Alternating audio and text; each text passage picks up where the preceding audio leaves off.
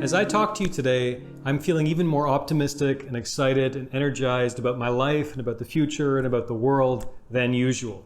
And the reason is because I just got back from my annual yearly review. Now you might be wondering, what the heck is a yearly review and how is this relevant to my life? So in today's video, I'm going to talk about my yearly review process. I'm going to show you exactly how to do one for yourself. And I'm going to talk about how this can help you achieve your goals, such as overcoming retroactive jealousy, overcoming obsessive jealousy in the new year. My name is Zachary Stockill from retroactivejealousy.com, and since 2013, I've been helping men and women from all over the world, every corner of the planet, overcome retroactive jealousy, overcome obsessive jealousy, and save their relationships. If you'd like to work with me one-on-one, or you'd like more information about my work, please visit my website at retroactivejealousy.com. All right, so a yearly review. Some of you watching this video will have probably heard this term before or been familiar with this idea before. It's not a new idea. It certainly isn't my idea. In fact, I'm basing a lot of the content in this video on my own process, which I borrowed in large part from one of my mentors, really, a guy called Caleb Jones, who writes a lot about productivity, business, time management, that kind of thing. I've gotten a lot of really valuable information from him. But I'm also throwing in a couple other ideas from other sources as well. Again, the idea of the yearly review is certainly not new, and there's a lot of different ideas out there about how to conduct a yearly review. So in a nutshell, the idea is you go away somewhere out of your usual, shall we say, your everyday zone. So for example, you want to get out of your apartment to do this. You want to get out of your home.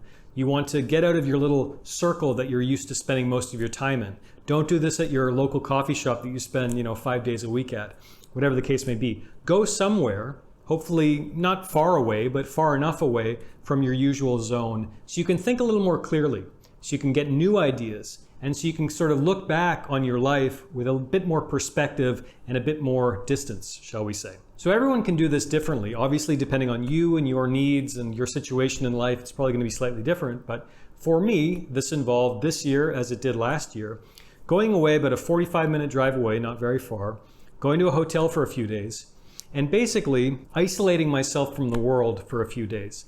I told my girlfriend, please don't contact me unless it's an emergency.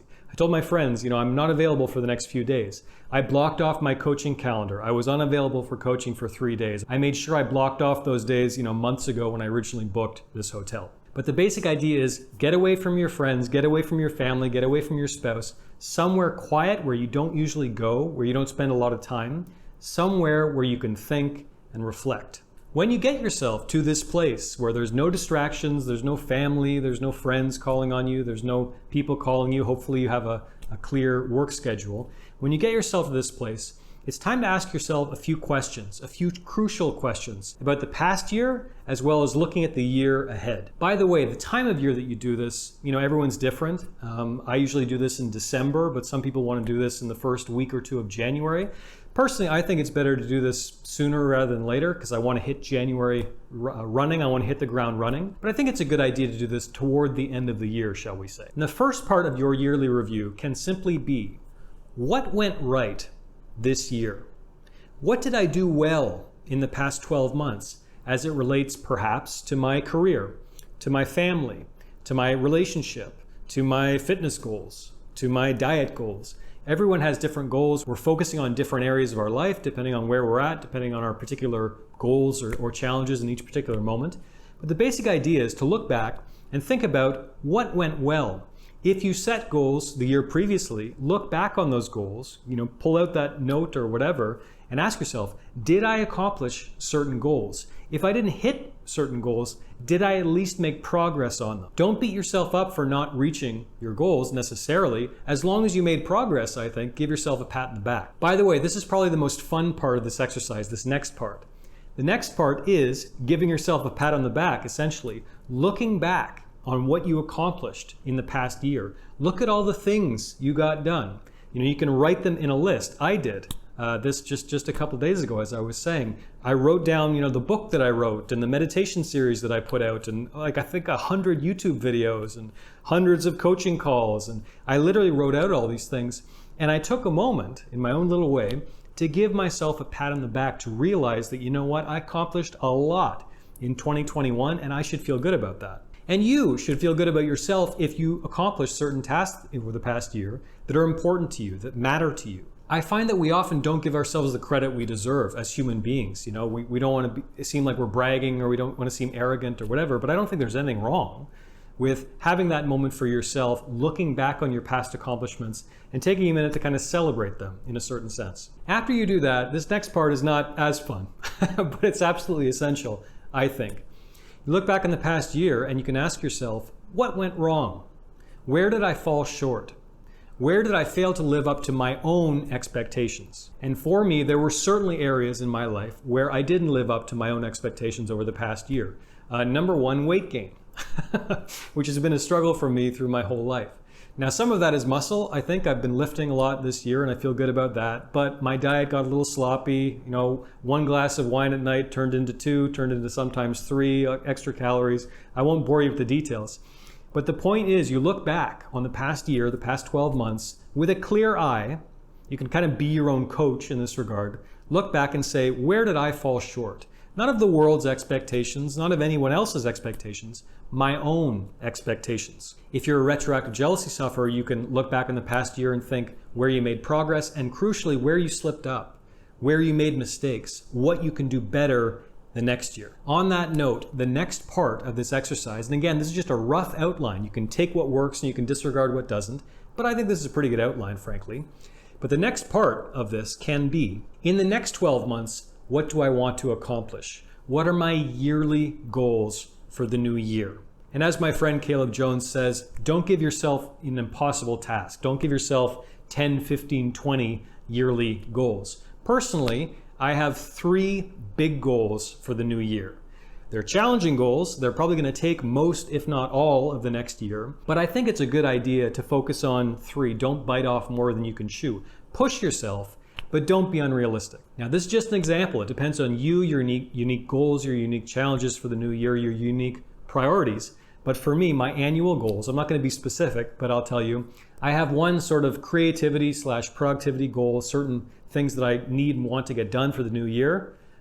My number 2 goal is a fitness goal, physical fitness, plain and simple. You'll probably be able to see if you keep watching these videos whether or not I hit that goal, but that's my plan, and I have a plan how to get there. And finally, I have kind of like you can call it a more abstract, slightly more abstract personal development goal. Just some different shifts in my thinking that I want to adopt and sort of cultivate over the next 12 months. But my goals shouldn't be your goals. You can ask yourself, what is important to you over the next 12 months? Where do you want to be a year from now? On that note, the next part of this exercise is trying to imagine how it would actually feel in your bones, emotionally, in your body, in your brain, in your soul, if you accomplished these goals in the new year.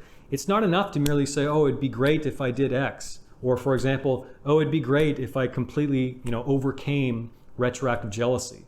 That's not good enough. Ask yourself, how would that actually feel? How would I hold myself up in the world slightly differently if this wasn't an issue for me anymore? If I was totally beyond all this nonsense in my head?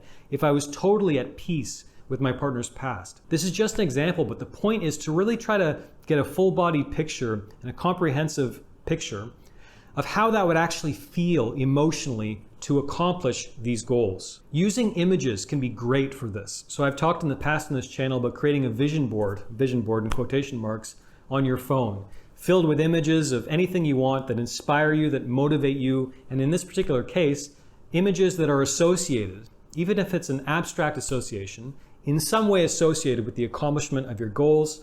If you use an iPhone, I'm sure many Android phones do this as well, if you put a bunch of pictures in a folder, it'll actually create a slideshow for you with music, and it's very nice cuts and zoom-ins, and it's great. So use technology to your advantage. This kind of thing, relying on images, can be really helpful. Finally, think about, okay, how are you actually going to reach that destination? It's not merely enough to come up with goals and to get excited about accomplishing your goals. You have to put together a roadmap. And if you don't have a roadmap, you can put together a plan for how you're going to find a roadmap. This all depends on your goals. It's tough to give a general example to this kind of thing. But for example, for my fitness goal, pretty straightforward. Eat more of this, don't eat that, cut down on the wine, Go to the gym more, do more cardio, even though you hate it, Zach.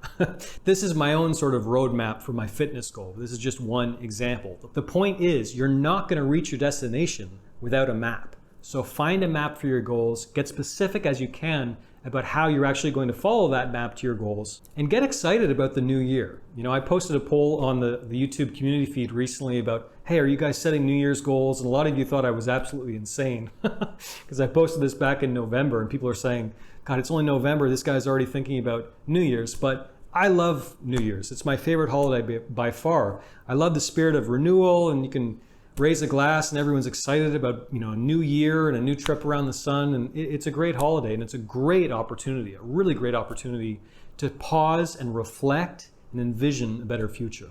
Thanks very much for watching. If you guys got anything out of this video, and if you want me to make more of this kind of content, the only way I will know is if you engage with this kind of content right now. So by that, I'm going to ask you to please click the like button beneath this video. Please leave a comment telling me what you think, or sharing one of your New Year's goals, or whatever it is. I read every comment that I receive. Please also make sure you're subscribed to my YouTube channel. Hit the dumb notification bell to be notified of new videos moving forward. Thanks again for watching. I'll talk to you again very soon.